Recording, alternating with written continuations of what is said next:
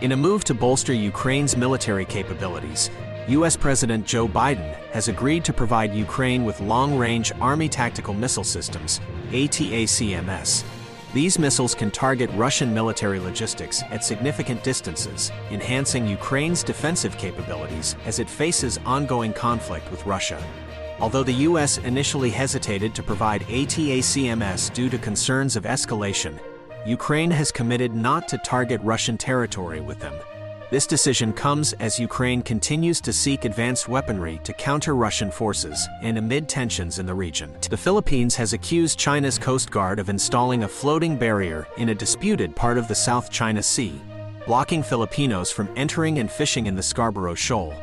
China claims a significant portion of the South China Sea, causing tensions with neighboring countries. The Philippine Coast Guard condemned the installation and pledged to protect maritime rights in the area. China has not responded to the accusations yet. The U.S. provided intelligence to Canada after the killing of Sikh separatist Hardeep Singh, Niger, according to the New York Times.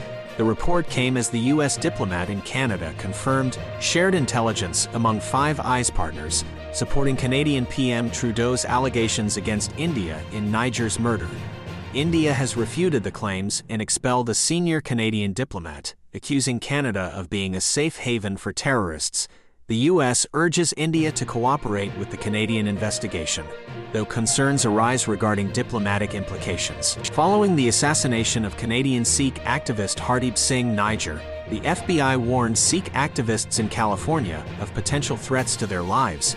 The warnings gained significance after Canada revealed credible intelligence suggesting Indian government involvement in Niger's killing. The U.S. government is urged to take steps to protect Sikh Americans and address concerns about India's alleged aggression against Sikh dissidents. The situation could affect U.S.-India relations, especially as they collaborate to counter China. In downtown El Paso, a car struck 3 pedestrians at the intersection of North Oregon Street and East Franklin Avenue. Just before 8:30 p.m., emergency responders arrived at the scene, confirming that 2 individuals were transported to local hospitals for treatment. El Paso police are investigating the incident. As Congress faces an impasse on funding, federal departments and agencies are preparing to halt non-essential functions. If a short-term spending bill isn't passed, the nearly 4 million federal employees could face furloughs, with essential workers continuing without pay. Shutdown impacts may affect air travel, clean water, public health, arts and culture, food assistance, housing, and research. The American Federation of Government Employees, representing federal workers, emphasizes the financial strain a shutdown can cause for those living paycheck to paycheck.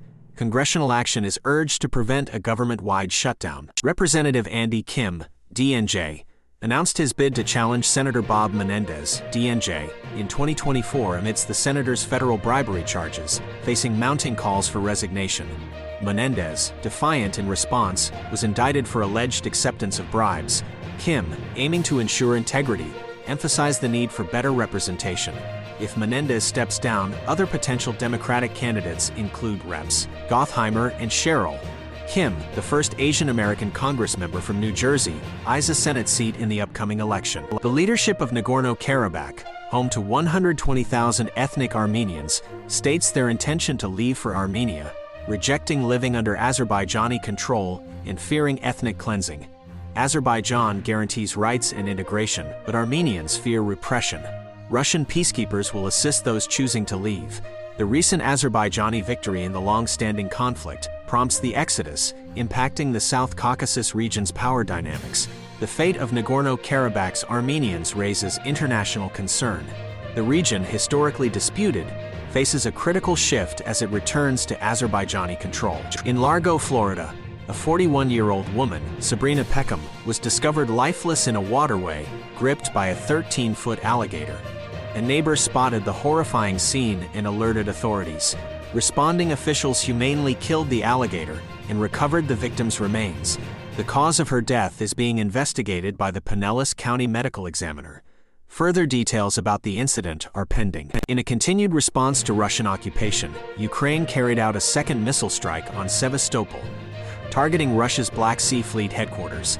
The attack follows a prior assault that left a serviceman missing and buildings damaged. The strategic significance lies in degrading Russian morale and naval capabilities, maintaining pressure amid Ukraine's counteroffensive in the east and south. President Biden pledged U.S. support, offering long-range ATACMS ballistic missiles to bolster Ukraine's defense.